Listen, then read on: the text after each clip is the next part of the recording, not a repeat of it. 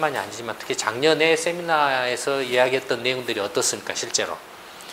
근데 은행이 이제 좀 문제가 될 거다 했는데 실제로 지금 은행이 문제가 되기 시작하고 있죠. 그다음에 성장률이 1% 전후로 이렇게 떨어질 거다 하는데 실제로 지금 그렇게 떨어지고 있죠. 그렇죠? 올 상반기까지 평균 성장률 1.5%죠. 그것도 돈을 막 빚내 가지고 뭐 막 쏟아 부은 게 그거죠, 지금.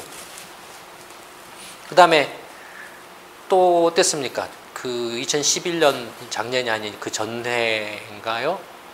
세미나에서는 지방 부동산 시장도 꺾일 거다. 저거 2년 못 넘어간다. 그런 이야기를 했었죠. 왜냐하면 서울이나 수도권의 경우에도 뉴타운 사업에서 2년을 못 넘겼다. 지방도 뜬 게 주로 이제 그 부산을 중심으로 해서 이제 뉴타운 사업이 이제 그 뒤늦게 이제 지방으로 확산되면서 값이 이렇게 올랐던 건데 2년을 넘기긴 힘들 거다 했는데 실제로 어땠습니까? 그대로 됐죠. 모든 지방에서 다 꺾이거나 멈추거나 상승세가 이렇게 꺾이거나 멈추거나 그런 이제 아니면 떨어지거나 그런 상황이 벌어지고 있죠.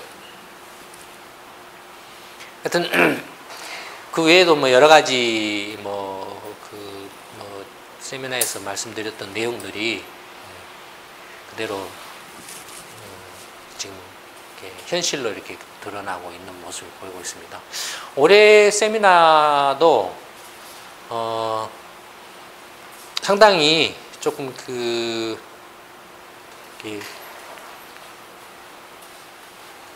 좀 관심을 가질 만한 그런 주제들이 많이 있는 것 같습니다. 뭐 경제적인 이제 부분에 있어서는 미국이 이제 출구 전략을 이제 하게 되는데 과연 출구 전략을 이렇게 했을 경우에 미국 경제가 계속 이렇게 성장세를 안정적으로 유지해 갈 것인가라는 것도 이제 큰 관심거리고, 그다음에 아시는 것처럼 아베노믹스가 지금 이제 부러진 화살이 될 건지 안 될 건지 또 관심거리가 될 거고, 그다음에 계속 이제 이야기가 나오고 있는 중국 경제 문제. 이제 예전에는 이제 그냥 브릭스로 이렇게 쳤는데 더 이상 이제 중국을 브릭스로 치기에는 간주하기에는 너무 덩치가 커져서 이제는 이제 G2가 되어 버렸기 때문에 그래서 중국 경제가 이제 또 어떻게 될 거냐. 그와 관련해서 이제 여러 특히 한국하고의 이제 산업적인 면에서의 중국 간의 과거에 일본과 한국 간의 산업 경쟁력 구도의 변화 관계가 이제 중국과 한국 간의 관계로 옮겨오고 있죠. 그러니까 그 세미나 때도 이미 그 말씀을 드렸던 걸로 기억을 하는데, 우리 봉제 섬유 업종에서 밀리기 시작하고 그것이 이제 직물로 가고 직물이 이제 섬유 이제 화학 회사로 가고 그것이 이제 석유 화학 회사로 옮겨가고, 그 다음에 2000년대 들어와서는 이제 벌써 한 이제 2005년 이무렵부터는 이제 철강 쪽으로 옮겨가고, 그러니까 점점 이제 중국에 밀리는 거예요. 물론 그 중간에 이제 컨테이너 같은 건 완전히 이제 90년대 후반에, 예전에는 진도라는 회사가 있었는데 진도라는 회사가 컨테이너 세계 시장의 75%를 석권을 했었어요. 순식간에 날아가 버리죠. 순식간에 날아가 버려요. 그러니까 뭐 그런 것들이라든지 뭐 있었는데, 어쨌든 그 2005년부터 이제 철강이 밀리기 시작하고 이제 조선도 시간 문제다 그랬는데 실제로 그대로 돼버렸죠. 조선 같은 경우는 어떻습니까? 사실은 조선 산업의 조선 산업의 사이클이 보통 한 4, 5년 정도입니다. 4, 5년을 두고 사이클이 일어났는데 예외적인 경우가 일어났었어요. 2000년에. 2002년부터 2008년까지 그 몇 년입니까? 거의 7, 8년 가까이 아주 초호황을 누렸어요, 조선업이. 초호황을 누린 그 배경, 세미나 때 이야기를 해야 되는데, 기억이 나고 안 되는데.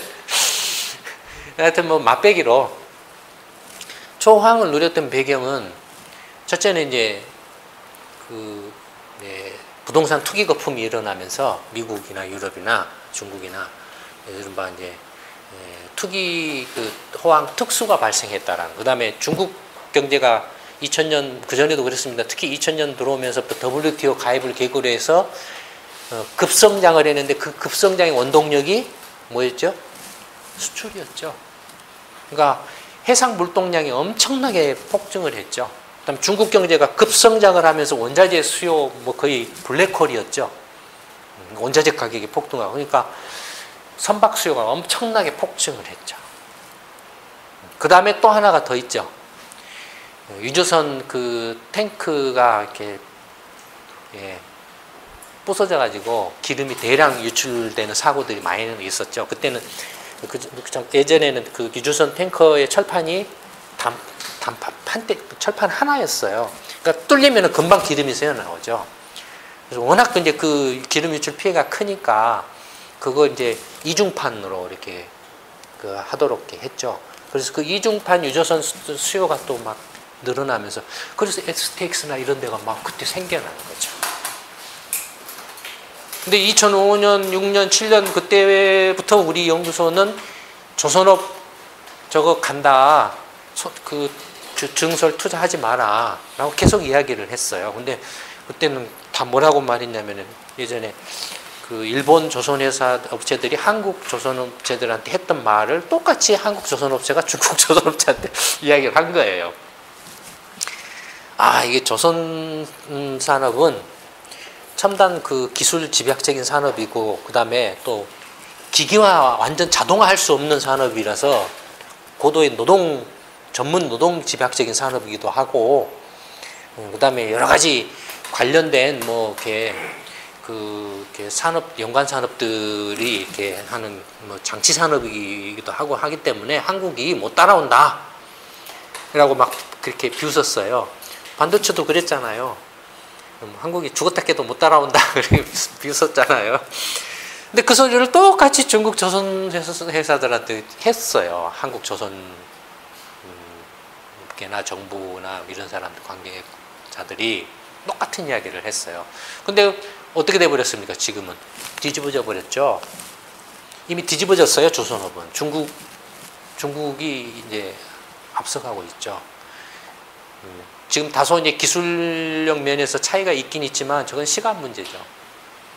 시간 문제. 그러니까 어떻습니까? 이 2002년부터 2008년까지 거의 6, 7년 동안에 장기간에 걸친 7, 8년 동안에 장기간에 거의 배에 가까운 보통 사이클로 보면은 이렇게 길어봐야 4, 5년 보통 3, 4년 사이클로 이렇게 오는데 이게 거의 7, 8년을 지속을 해버렸으니까 어떻게 했습니까? 얼마나 그 선박 수요가 폭증을 했겠습니까?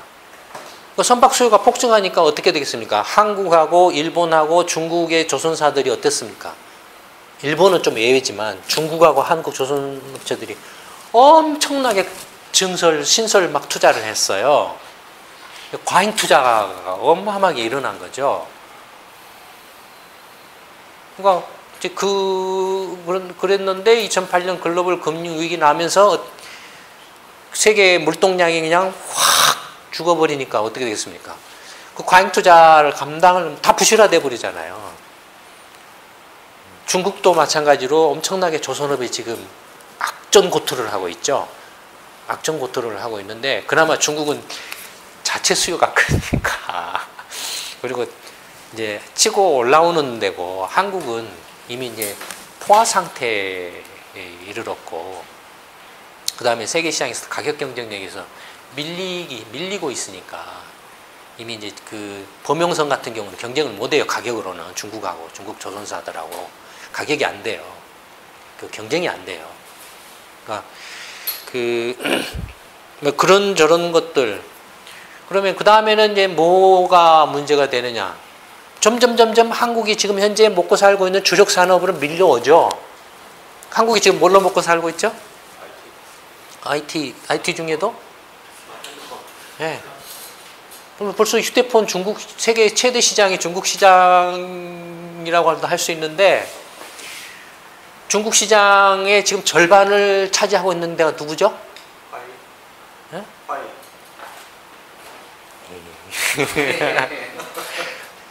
맞죠? 그 렌샹, 레노버, 화웨이 이런 중국 그 전자업체들이요.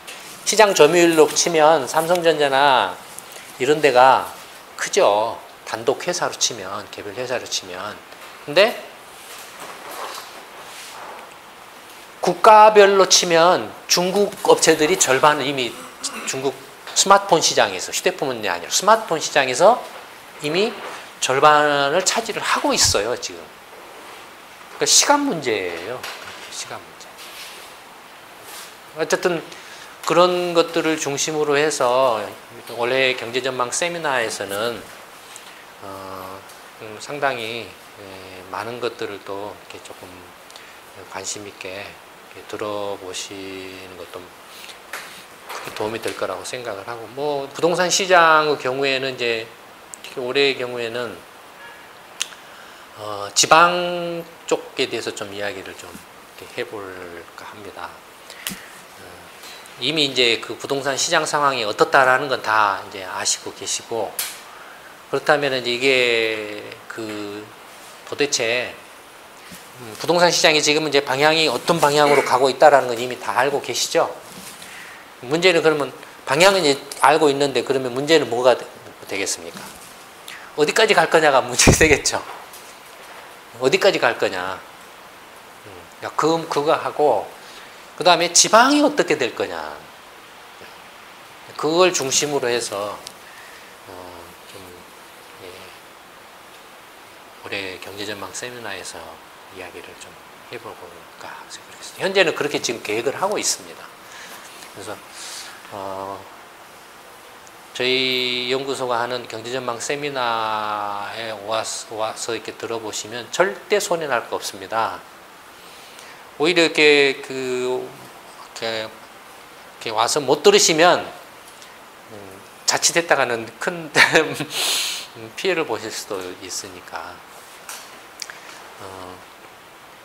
시간을 내서라도 꼭 한번 와보시기 바랍니다. 현재 지금 이제 신청자 수가 지난주 뭐 주말에 이제 올렸는데 토요일, 일요일 한 이틀 동안에 한 50여 분 정도가 지금 신청을 했어요. 좌석은 한 600석인데 그러니까 속도로 치면은 작년보다 약간 더 빠른 속도 같아요. 속도로 보면 아마 이제 올해는 추석이 길고 중간에 끼어 있어서 이제 조금 뭐 이렇게 뭐 할지는 모르겠는데 아마 지금 현재 속도대로라면 작년과 거의 비슷하거나 아니면은 조금 더 빨리 600석이 마감될 가능성이 높지 않을까 그렇게 생각이 됩니다. 그래서 추운 겨울에 그 의자에 앉은 것보다 의자에 앉으면 괜찮지만 와서 맨 바닥에 앉으시면 엉덩이 차갑거든요. 그러니까 미리미리 신청하세요. 미리미리. 그 다음에 주위 분들이라든지 뭐 직장에 다니신 분들 직장 동료나 어떤 뭐 단체에 계신 분들은 단체 분들한테도 널리 알려서 이런 조금 신뢰할 수 있는 어떤 그 경제 정보들을 바탕으로 그걸로 인해서 큰 돈을 벌거나 큰 부자는 못 되더라도 적어도 치명적인 피해나 손해를 보는 건 막을 수 있어야 되죠. 그렇죠. 미리서 이렇게 신청을 하시기 바랍니다. 올해 경제전망 세미나는 이제 관련해서는 그 정도로 말씀을 드리기로 하고, 그다음에 이제 저희 연구소 홈페이지나 다음 카페, 그다음에 방금 전에도 이렇게 말씀 이렇게 드렸습니다만 연구소 신간이 나왔습니다. 연구소 신간이 나왔는데 요 신간도 한번 그 기존의 연구소가 낸 책과는 약간 또 그 스타일이 좀 달라요. 스타일이 다르기 때문에 한번 좀 시간 되시면 한번 참고 삼아서 한번 읽어보시기 바랍니다. 그 다음에 하나만 더 또 추가로 말씀드리면 이제 팟캐스트 방송이라고 해야 되나요? IP 방송이라고 해야 되나요? 국민TV가 9월에 개편을 하면서 처음으로 이제 경제 프로그램을 하나 만들었는데, 경제 소프트라는 그런 프로그램을 이렇게 만들어서, 저희 연구소가 그 프로그램을 이렇게 맡아서 진행을 하기로 했습니다. 그래서 지난주에 첫 번째 경제 소프트를 이제 시작합니다라는 인사를 했습니다. 내일 모레 이제부터 이제 본격적으로 방송을 하는데, 경제 소프트에서는 주로 이제 경제 시평에서 다뤘던 그 주제를, 경제 이슈를 중심으로 아마 해설을 할 걸로 이렇게 생각을 합니다. 그래서 경제 시평과 국민TV의 그 경제 소프트 프로그램을 같이 이렇게 참고를 해보시면 훨씬 그 시너지 효과가 극대화될 거라고 생각을 합니다. 그래서 경제 시평도 참고하시고, 시평 보시면서 잘 이해가 안 되셨던 거 경제 소프트 방송을 통해서 다시 한번 좀 확인을 해보시면 훨씬 더 이렇게 도움이 되지 않을까 생각을 합니다. 이상 이제 그 공지사항들에 대해서 말씀을 드렸고요. 오늘은 지난번에 벌써 한 달이 돼 버렸네요. 예, 그 뭐였죠? 한 달 전에 했던 게?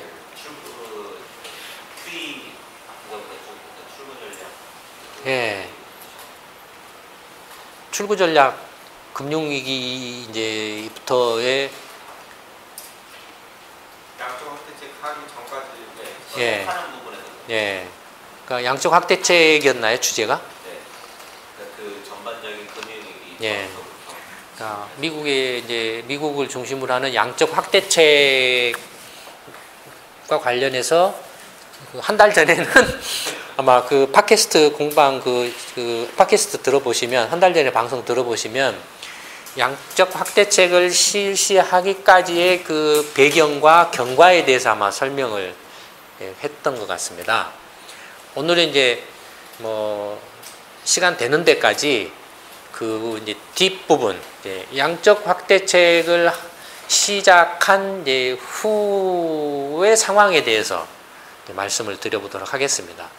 뭐 이것에 관해서는 이미 경제 시평에서 수도 없이 많이 이렇게 반복해서 이렇게 이야기를 했었죠. 그리고 이번 주 월요일 날 나왔던 시평에서도 출구 전략 관련해서 이야기를 했었죠. 예. 그러면 이제 지난번 한 달 전에 이야기가 어디서 끝났는지는 좀 기억이 없지만,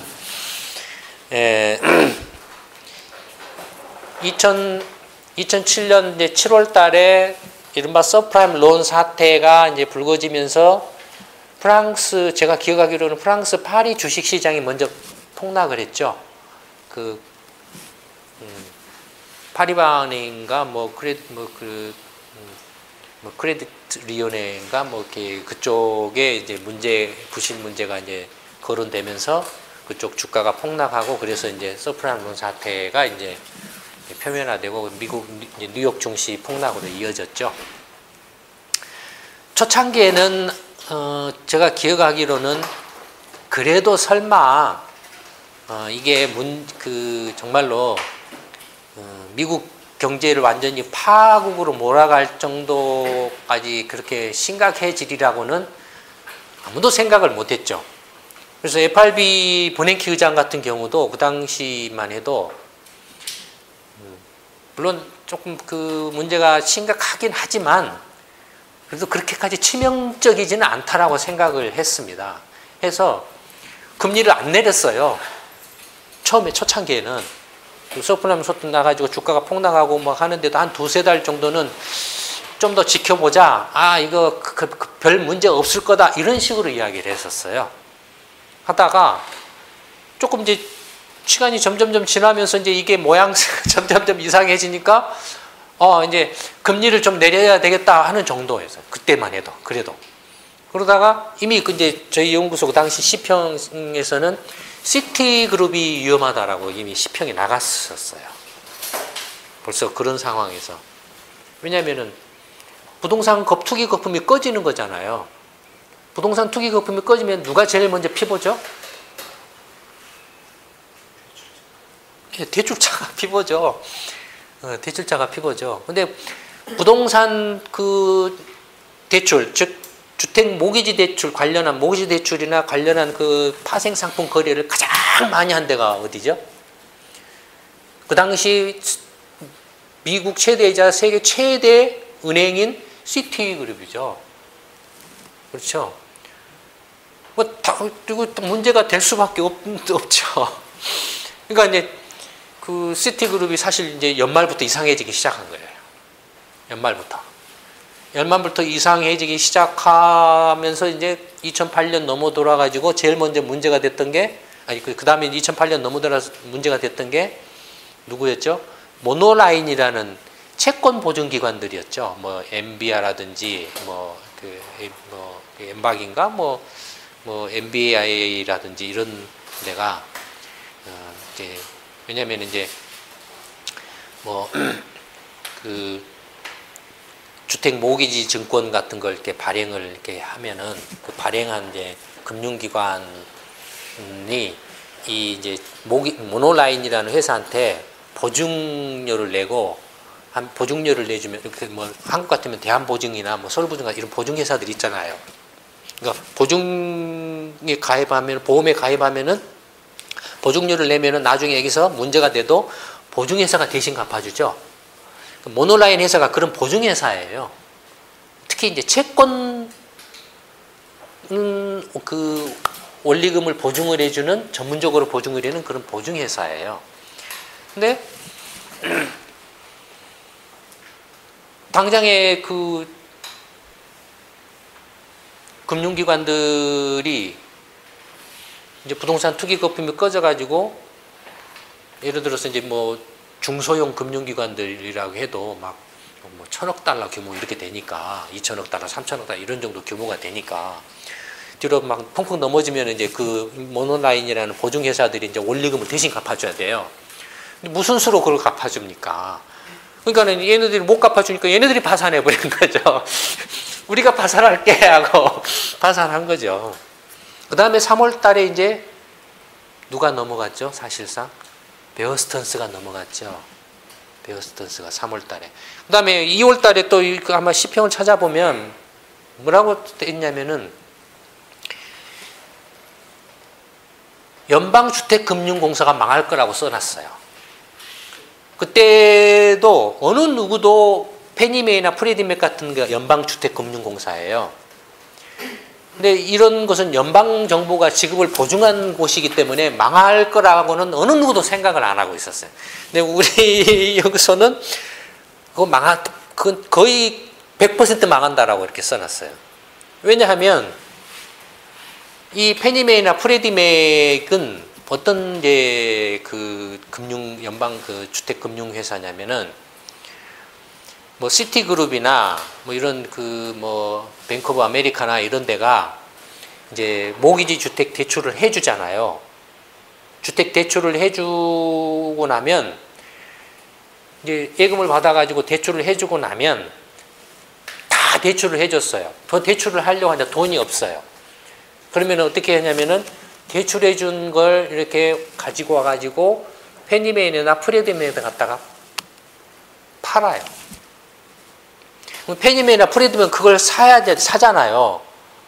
연방 그 금융기관이니까 주택 시장을 활성화하고 아니면은 또 그 이른바 이제 중산층을 위한 주택 공급을 이렇게 원활하게 한다 뭐 이런 뭐 정책 목표를 내세워 가지고 있는 기관이니까 그러면 이런 데에도 그 시티은행이 이제 자기들이 대출해준 그 모기지 대출을 페니메이나 프레디맥한테 갖다서 팔면은 페니메이나 프레디맥은 그거 살려면 돈이 있어야 사잖아요. 그러면 이 페니메이나 프레디맥은 돈을 어디서 조달을 합니까?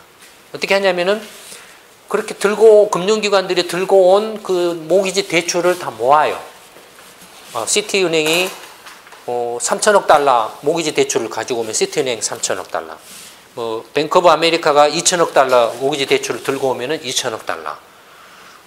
그 다음에 웰스파고가 이렇게 한 2천억 달러 또 들고 오고, 그 다음에 이제 와코비어가 이렇게 또 한 2천억 달러 들고 오고, 이렇게 다 모아요. 모아가지고 그걸 하나로 뭉뚱그려요. 모아서 이렇게 뭉뚱그리는 걸 뭐라고 하냐면 모기지 풀이라고 합니다. 모은다라는 거예요. 풀 해가지고, 그럼 모으면은 이게 규모가 어떻게 되겠습니까?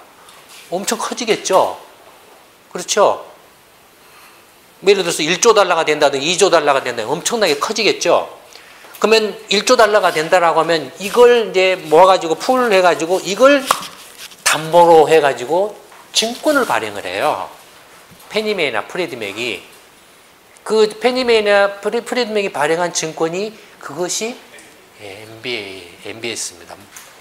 Mortgage Backed Security, MBS입니다. 그게. 그러니까 이 모아놓은 그 모기지 대출 자산을 담보로 내세워가지고 해요. 그러면 이제 시티은행이 3천억 달러를 이제 팔았어요. 팔아가지고 보면 그 페니메이나 프레드맥은 그걸 담보로 증권을 발행해서 돈을 조달해가지고 시티은행한테 3천억 달러를 줄 거 아닙니까? 그렇죠? 그러면은 시티은행에서 대출을 받은 대출자가 있을 거 아니에요. 우리 미사님이 이제 15만 달러 대출을 받았어요. 집 하나 산다고. 시티은행에서 15만 달러 대출을 받았어요. 그러면 원래는 시티은행이 미사님한테 15만 달러를 대출해주기 때문에 누가 회수를 해야 됩니까? 시티은행 자신이 회수를 해야 되죠.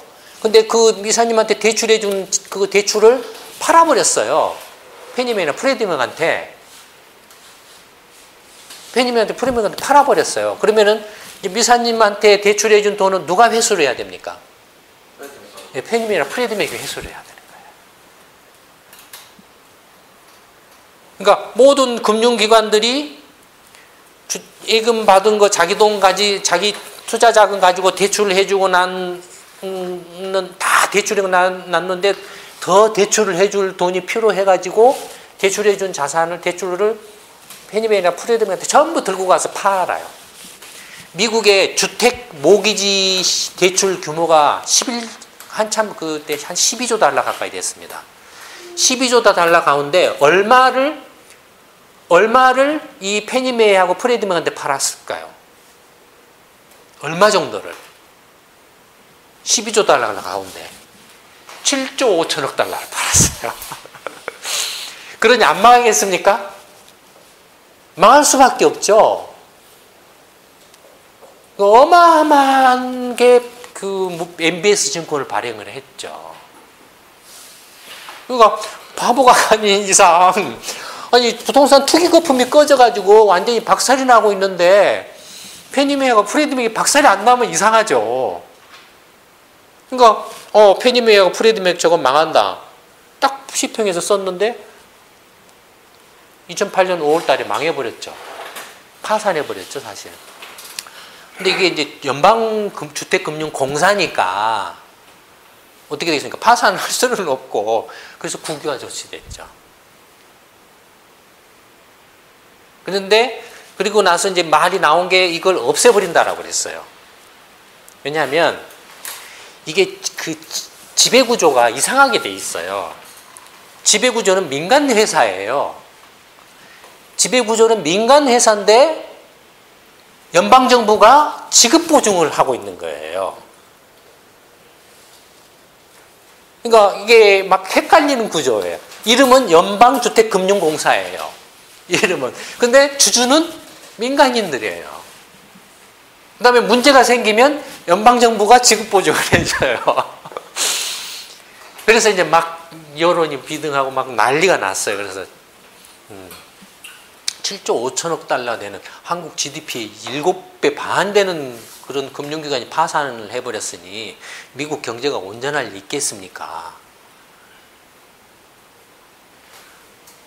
그래서 그때 말 나왔던 게 뭐냐면은 페니메이하고 프레디맥을 없애버린다라는 걸로 이야기가 됐었어요. 근데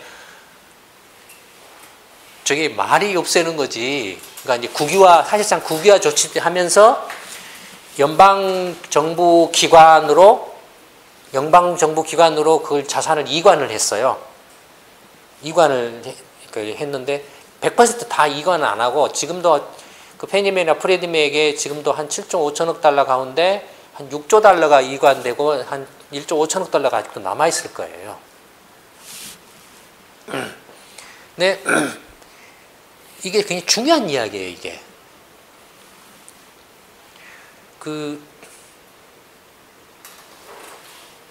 없앤다라고 했는데 7조 5천억 달러 되는 어마어마한 것을 어떻게 없앱니까? 없애려면 그거 다 이제 뭐 대출 이렇게 해준 거 다 받아서 청산을 해야 되잖아요. 그렇잖아요.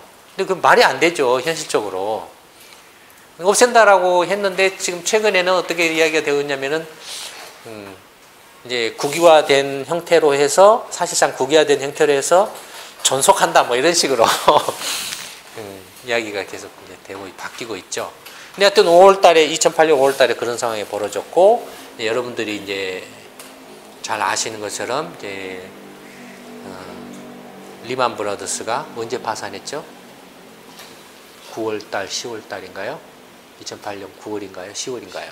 10월에 파산했죠. 근데 10월에 파산하고 이제 그 파산한 걸 계기로 해서 이제 근데 실제적으로는 이미 베어스턴스나 뭐나 그냥 모두가 다 난리였어요. 난리였는데 어쨌든 뭐 그 파산을 했는데 리만 브라더스가 파산할 때 어떤 상황이 보냐면 물론 이제 이게 글로벌 금융기관들이니까 다 마음대로 파산을 하기가 힘들어요, 이게.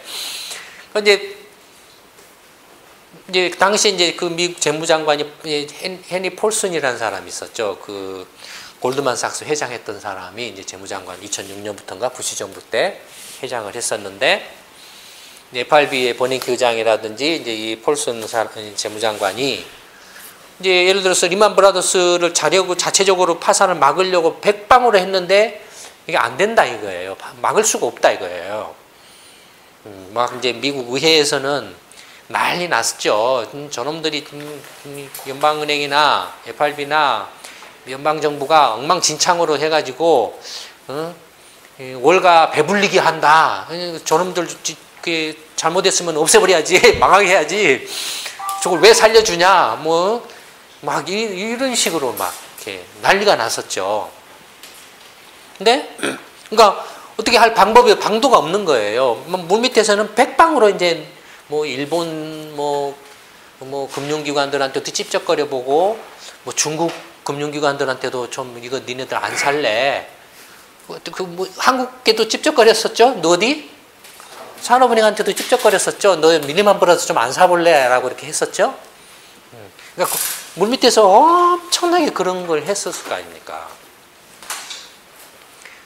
했는데 결국에는 이제 그게 다 안 되니까 이제 남는 건 이제 파산만 남은 거죠. 파산도 마음대로 못 해요. 왜냐면은 파산시키려고 해도 리만 브라더스가 세계에 한 60개인가 70개국의 영업 거점을 두고서 영업을 하고 있기 때문에 그러니까 이제 영국 같으면은 반대를 해요.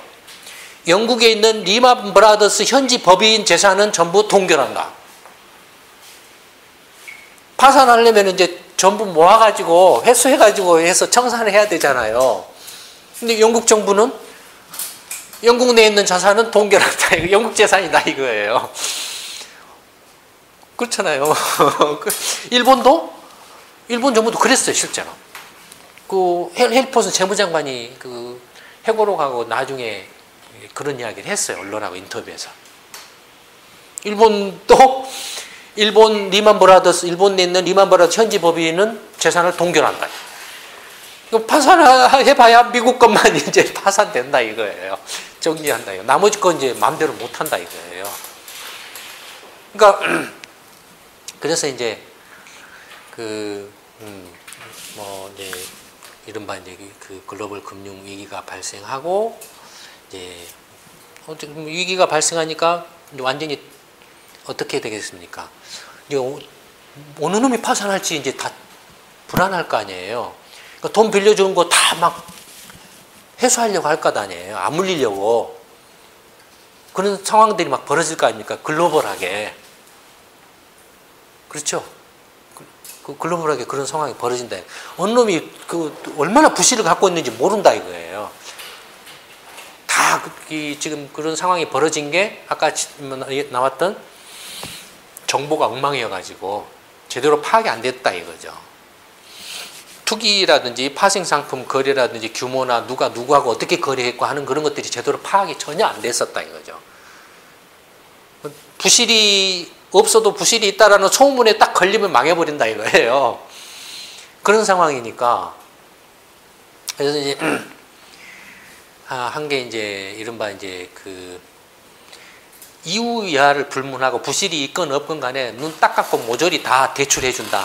긴급 유동성 자금을 공급해준다. 라고 첫 번째 쏟아낸 게 이제 7천억 달러 규모의 타프 프로그램이라는 게 있습니다. 이유 이하를 불문하고 무조건 하고 돈 필요한 금융기관한테는 돈 대준다. 뭐 이런 것에 가까울 정도로 이렇게 한 거죠. 타프 프로그램. 그 다음에 이제 워낙 여론이 그때도 안 좋아가지고 월가 뭐 일반 이제 미국 국민들은 다 죽어 나자빠지는데 월가만 살리려고 이렇게 하냐 막 이런 여론들이 워낙 안 좋아가지고 예, 구제금융을 이렇게 받는 금융기관들에 대해서 굉장히 강한 이제 페널티를 이렇게 동시에 부과를 했어요. 물론 그때는 구별을 안 했어요. 만약에 저기나 그 구제금융을 받는다면 그가 부실하다는 소리 아니에요. 그러니까 부실하지 않는 애들도 강제로 구제금융을 받도록 유동성 자금을 공급받도록 했어요. 표가 안 나도록 누가 누군지 모르도록 그런 식으로 한 거죠. 그다음에 이제 뭐 리만 브라더스가 이제 파산하고 나서부터는 거의 모든 금융기관들이 미국의 글로벌 금융기관들이 파산 상태에 몰렸어요. 거의 모든 금융기관들이 실제로 아까 말씀드린 그 폴슨 재무장관의 회고록에 그렇게 나와 있어요. 정말로 그때는 미국이라는 나라가 지구상에서 없어지는 줄 알았다. 그럴 정도로 정말로 심각했다는 상황. 그때 이제 FRB가 이제 제로금리 정책으로 가죠. 2008년 말에 금리를 0%로 쫙 내리죠. 그 다음에 문제가 되는 게 이제 뭡니까? 금융시장이 이제 지금 은행들이나 이런 것들은 증권회사나 이런 데들은 다 파산하잖아요. 문제는 거기만 문제가 되겠습니까? 어디가 또 문제 될까요? 뭐가 문제 될까요? 시장이 문제가 되죠. 시장이 그때 뭐 됐습니까? 주식시장 다우지수가 얼마까지 떨어졌죠? 6,000포인트대까지 떨어졌잖아요. 막 투매를 하잖아요. 종이 조각 되기 전에 빨리 팔아치우자고 그랬을 것 아닙니까? 그러면은 그때 그 당시 상황은 뭐 때문에 일어난 상황이라 그랬죠? 부동산 투기 거품이 붕괴돼서 일어난 상황이라 그랬죠? 그럼 부동산 투기 거품과 관련된 증권 상품은 어떨까요? 부동산과 관련된 증권 상품은 어떨까요? 박살이 나겠죠? 대표적인 게 뭐가 있을까요? 아까 말씀드린 MBS죠. MBS 증권, 페니맥하고 프레드맥 두 개가 발행한 MBS 증권 규모가 아까 얼마라 그랬습니까? 7조 5천억 달러. 어마어마하죠. 이게 박살이 나버리는 거예요. 근데 어떻게 박살이 나냐면은 가장 많이 그 MBS 증권을 가지고 있는 그 투자자가 누구라고 나왔었죠? 이번 주 시평에?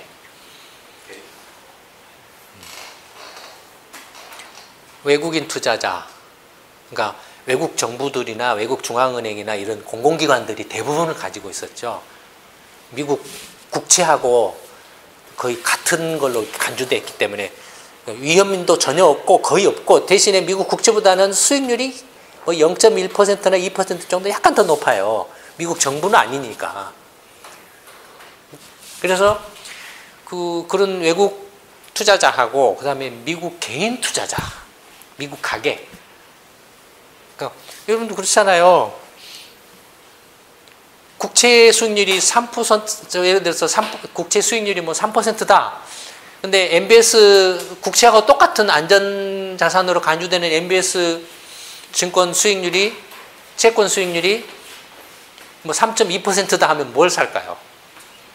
3.2%짜리 사죠. 수익률이 높으니까. 0.1%라도 높으면 그거 사죠. 그러니까 미국 개인 투자자들이 많이 가지고 있었어요.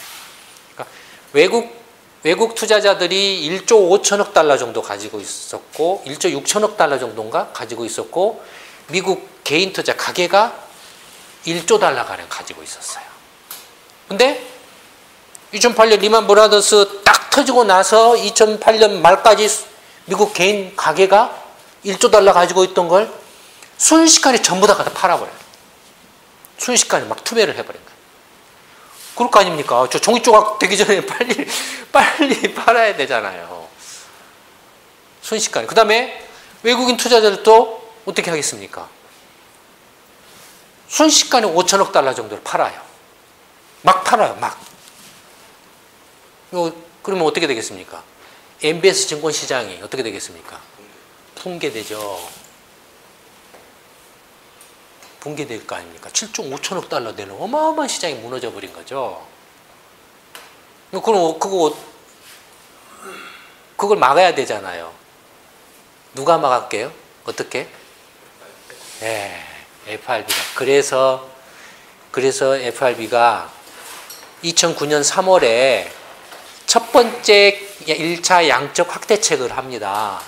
첫 번째 1차 양적 확대책을 하는데 사실은 이미 하고 있었죠. 사후 승인이죠. 2009년 3월에 1차 양적 확대책은 일종의 어떻게 보면 사후 승인 형태죠. 1차 양적 확대책의 내용이 뭐였냐면은 9천억 달러에 뭘 샀습니까? FRB가 산다고 그랬어요. 총액으로 한 1조 4천억 달러 정도를 FRB가 달러를 찍어가지고 증권이나 채무를 이렇게 사들인다라고 그랬죠. 1조 4천억 달러의 내역을 보면 1조 4천억 달러 가운데 9천억 달러가 MBS 증권 매입입니다. 이해되시죠? 9천억 달러가. 그 다음에 미국 국채는 3천억 달러입니다. 미국 개인이나 가게나 또는 외국인 투자자가 MBS 증권을 투매하고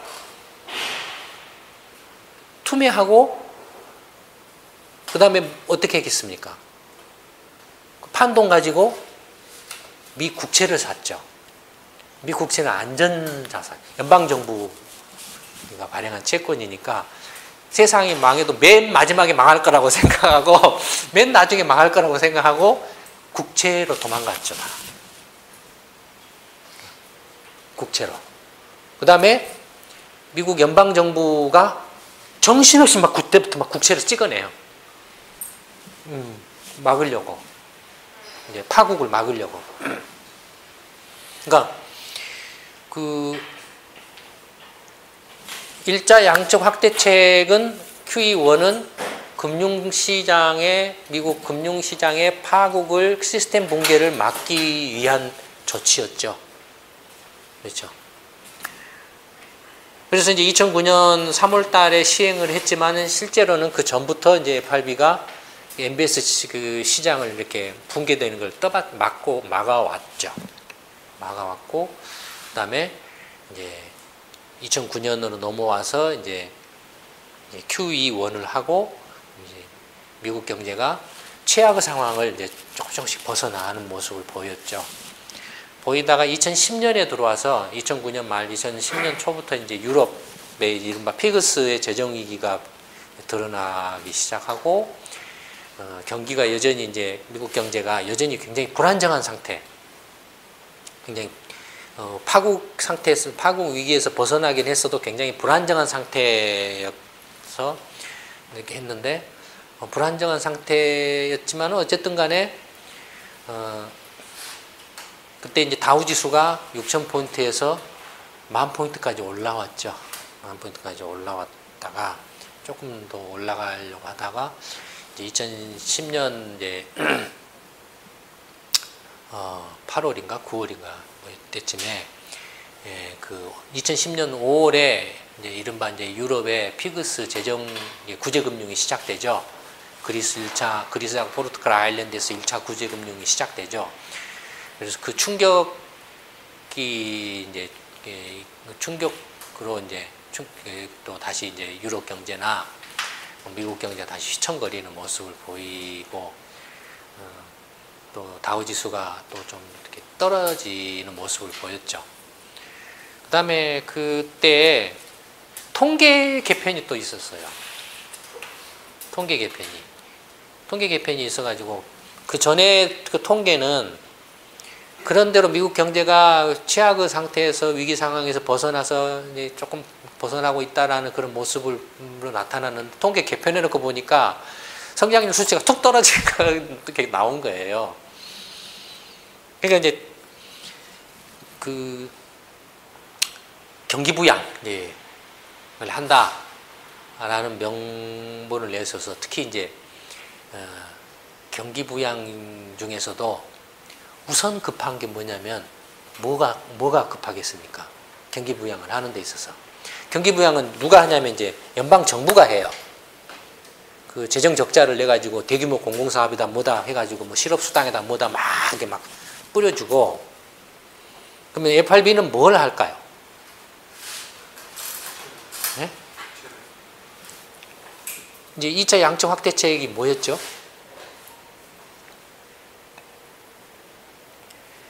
이제 MBS 시장이 안정을 보여요.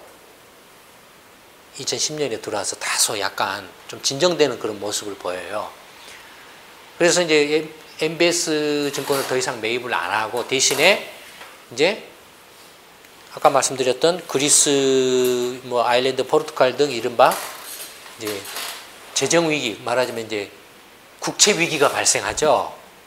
그러니까 이제 정책의 초점이 국채로 옮겨가죠. 이제 MBS 증권에서 국채로 옮겨가지만 또 한편으로는 지금 FRB 입장에서 경기 부양을 할 수 있는 가장 강력한 그 수단 중에 하나가 뭐라고 생각됩니까? 뭐라고 생각할 수 생각하시나요? 미국 경제가 2007년 서프라임 론 사태까지 뭘로 이렇게 호황을 누려왔죠?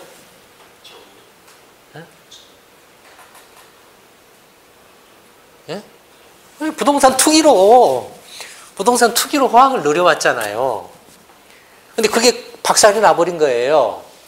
부동산 가격이 박살이 난 거예요. 그래서 내가 거지됐다라고 생각한다 이거예요. 그러니까 FRB가 경기 부양을 한다라고 하면은 어떤 생각을 하겠습니까? 부동산 가격을 띄우는 걸 생각을 하겠죠. 그렇죠? 그러니까 QE2부터는 그 두 가지입니다. 이제 부동산 시장 살리는, 좋게 표현하면 살리는 거고, 또 다르게 표현하면은 투기 거품 붕괴를 다른 투기 거품으로 이제 막으려고 하는 거고, 그 다음에 이제 국채 매입은 이제 그 재정 위기를 이제 대체하기 위한 거고, 그 다음에 재정 위기, 아까 말씀드렸죠? 그 연방정부가 2008년, 2009년, 2010년 그 2009년 특히 2009년, 2010년 뭐 어마어마한 재정 적자를 내죠. 왜냐면은 경기 부양을 해야 되니까 실업 연장 막 해주고 뭐 이렇게 생활 보조금 막 주고 뭐 쿠폰도 주고 뭣도 주고 그러니까 엄청난 이제 국채를 찍어낼 거 아닙니까? 그 국채를 소화를 해야 되잖아요. 근데 국채는 아까 말씀드린 것처럼 안전자산이라고 해서 거의 모든 그 금융기관이나 모든 나라나 모든 투자자들이 매입을 늘렸어요. 늘렸는데도 연방정부가 찍어내는 국채량이 너무나 어마어마하니까 저걸 FRB가 달러를 찍어가지고 그걸 인수를 해주지 않으면 소화가 안 될 정도였다는 거죠. 그러니까 그게 이제 QE2입니다. QE2.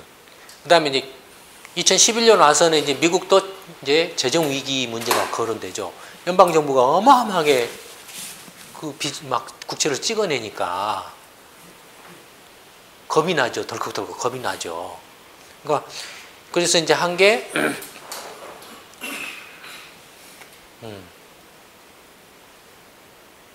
그 TO라고 채권 만기 구조 정책을 하죠. 근데 그 채권 만기 구조는 그 국채를 직접적으로 인수해 주는 것보다는 국채 발행 비용을 싸게 해주는 거죠. 이제 발행 잔고가 어마어마하게 늘어나 버렸어요. 금융위기 전에는 9조 달러였어요. 9조 달러 가운데 민간이 보유한 게 한 6조 달러 정도 됐나요? 그 정도 됐을 거예요. 근데 순식간에 이게 막 15조 달러, 16조 달러 폭증을 해버리는 거예요. 그 다음에 민간 보유액도 막 11조, 12조 달러로 늘어난 거예요. 전체적으로는 지금 7조 달러가량이 늘어났죠. 국채 발행 잔고가. 그러니까 그거 만약에 금리가 높으면 어떻게 되겠습니까? 연방정부 이자 부담이 어마어마하겠죠. 이제 일본 꼴이 되겠죠. 그러니까 이제 그걸 떨어뜨릴 필요성이 굉장히 있었겠죠. 그래서 이제 TO를 통해서 장기금리, 국채금리를 떨어뜨리는, 국채금리도 떨어뜨리고 동시에 MBS 금리도 떨어뜨리는, 주택 모기지 대출 금리도 떨어뜨려서 주택시장 수요를 활성화시킨다. 이런 거죠. 그게 TO의 이제 의도입니다. 2012년에 와서는 이른바 QE3라는 걸 하죠. QE3라는 걸 하는데 QE3는 다시 뭘로 돌아옵니까? 이제 국채하고 MBS 두 개로 다시 이제 돌아오죠. 왜냐하면은 아까 말씀드렸던 것처럼 QE1 때에는 MBS 시장 붕괴를 막기 위해서 집중적으로 해서 일단은 그 시장이 붕괴되는 걸 막았다 이거예요. 근데 이제 주택 시장을 띄우려고 하는데 이게 QE2를 하고 TO를 해도 이게 바닥에서 이렇게 막 기더라 이거예요. 다시 주택 시장을 띄운다라고 해서 MBS 증권을 이제 매달 400억 달러씩 무기한으로 이제 사재게 된다. 무기한으로.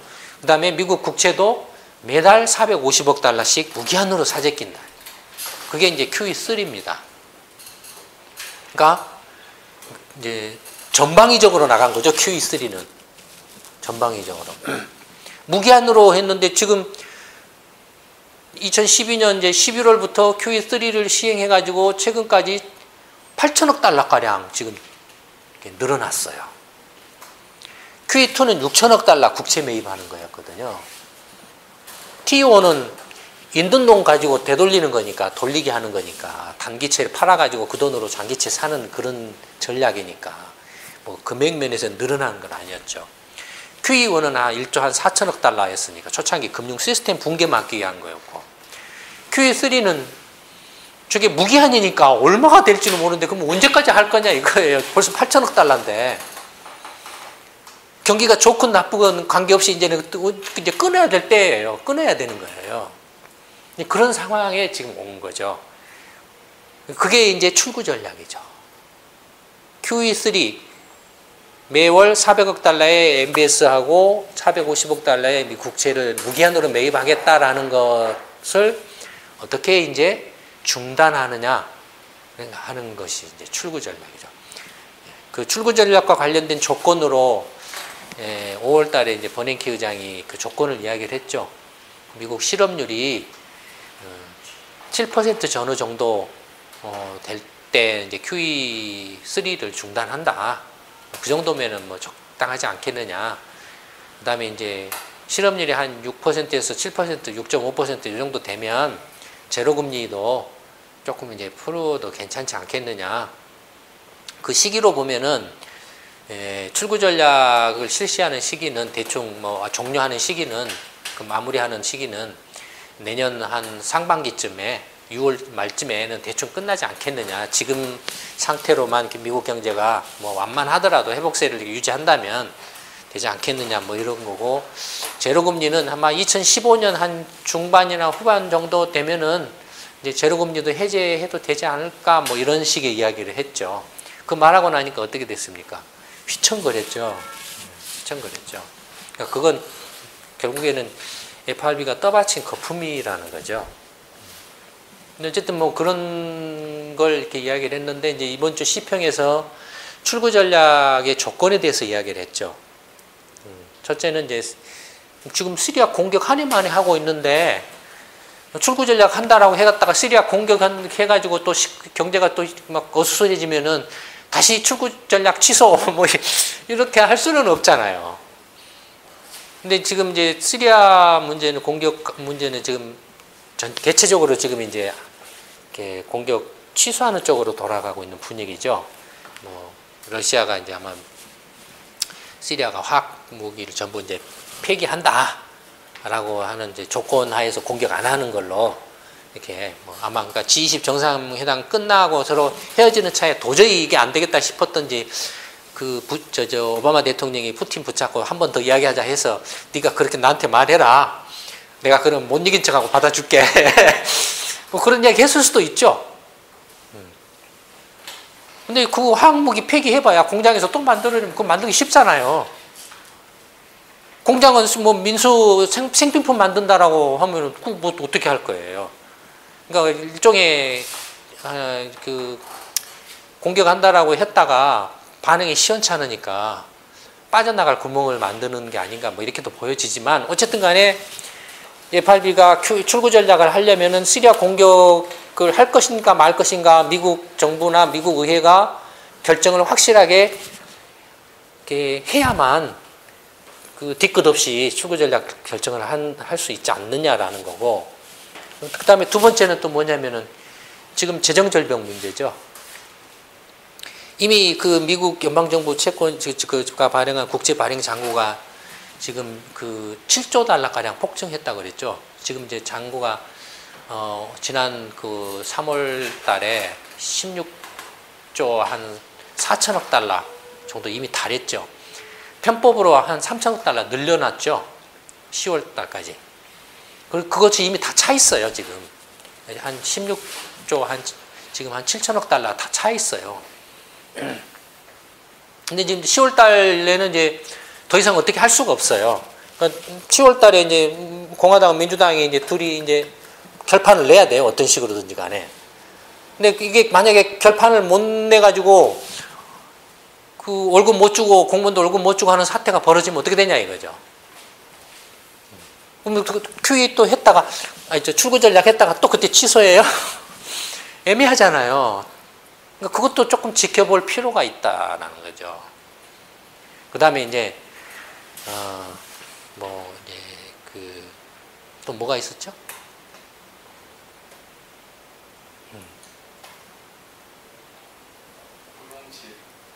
고용. 조건이죠. 버냉키 의장이 이제 출구 전략을 위한 조건을 내세웠는데, 실제로 미국의 고용시장 상황이, 물론 이제 실업률 수치상으로는 출구 전략을 할 수 있는 여건들이 이렇게 조성되고 있는 것처럼 보이지만, 실제로 그 안을 들여다보면, 결코 미국의 고용 사정이 이렇게 획기적으로 좋아졌다고 말하기 어려운 면들이 있다. 그러니까 거기에 대해서 판단을 어떻게 하느냐. 벌써 또 그거에 대해서 우리 시평 오래전부터 그 이야기를 했죠. 그러니까 거기에 대해서 이렇게 갑론을박이 지금도 있죠. 그러니까 그거 어떻게 이제 이야기가 이제 정리가 되느냐. 그 세 가지가 이제 지금 FRB가 이달 17일, 18일에 이제 공개 시장 회의를 하는데, 출구 전략을 결정하기에는 약간 좀 성급할 수도 있다라는 거죠. 그 다음에 이제 반대로 아까 말씀드렸던 것처럼, 언제까지 이게 FRB가 한 이게 QE3나 QE2나 이런 양적 확대책이 효과가 있었냐 이거예요.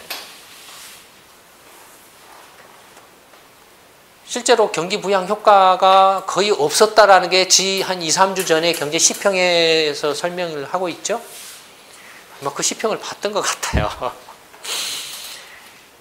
어쨌든 효과가, 그리고 또 누가 또 효과가 별로 없다라고 말을 하고 있죠. 차기 FRB 후보 중에 한 사람이 그 말을 하고 있죠. 로렌 서머스라는 사람이 양적 확대책은 별로 효과 없다라고 말하고 있죠. 그래서 지금 월가가 저 사람이 FRB 의장이 되면은 안 되겠구나라고 자꾸 이렇게 떨어뜨리려고 공작을 펴고 있죠. 그렇죠? 그러니까 효과가 사실 그 양적 확대책이 경기 부양 효과가 그다지 없고, 미국 주택시장 주택 가격이 오르긴 올랐다라고 해도 지금 시가총액으로 치면 아마 이번 주 경제단실에 나가지 않을까 싶은데, 내일 모레 2007년 그 거품 정점이었을 때의 미국의 전체 주택이 한 1억 2천만 채 정도 됩니다. 1억 2천만 채 정도 되는데 1억 2천만 채의 평균 가격을 20만 달러로 치면 얼마나 될까요? 24조 달러 되죠? 2007년에 그 정도였어요. 미국 전체 주택의 시가총액이 한 25조 달러 그 정도 됐어요. 그게 이제 지금 그 올 봄 기준으로 쳤을 때 한 19조 달러 조금 못 돼요. 조금 올라와가지고 18조 달러까지 줄었다가 조금 올라가 한 19조 달러 잠깐 못 돼요. 한 19조, 지금은 19조 달러 되겠죠. 그러니까 25조 달러에 비하면 여전히 6조 달러 지금 줄어 있는 거죠. 그러면 양적 확대책이 미국 주택 시장을 이렇게 활성화시켰냐 이거예요.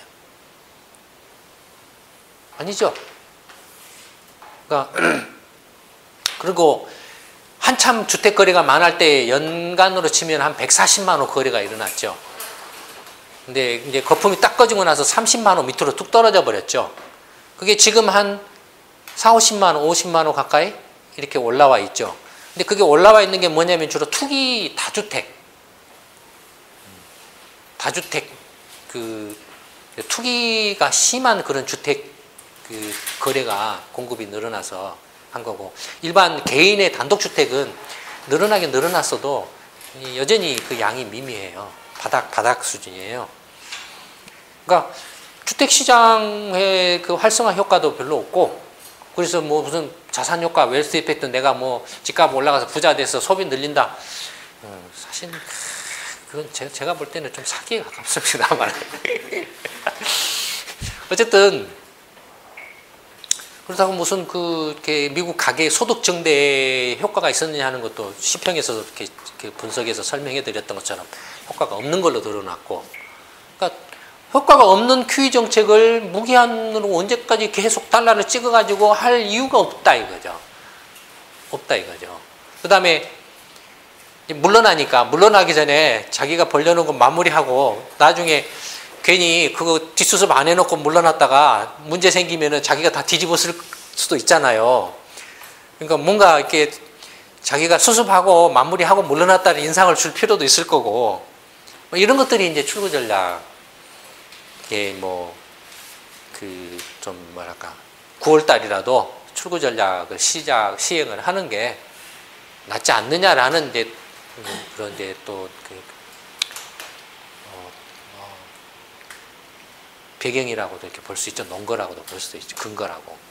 그러니까 앞에 세 가지는 출구 전략을 조금 성급할 수도 있다라는 거고, 마지막 한 가지는 지금이라도 효과 없는 거 그거 괜히 오래 할 필요 없다. 하루라도 빨리 그냥 그만두는 게 낫다라는 거고, 이것에 대한 판단의 문제죠. 판단의 문제죠. 뭐 17일, 18일 날 보면 알겠죠. 대충 지금 시간이 이제 다 됐습니다. 2008년 리만 파산 이후에 그 양적 확대책과 최근에 출구 전략이 거론되는 그런 시점까지 그 상황에 대해서, 경제적인 상황에 대해서 그 포인트들만 몇 개 찝어가지고 이렇게 말씀을 드렸습니다. 이 정도만 해도 대충 그 상황이 어떻게 흘러왔다라는 건 좀 이렇게 이해가 되시죠? 네, 그러면 오늘 물레 공부방 말씀은 이걸로 마치도록 하겠습니다. 고맙습니다.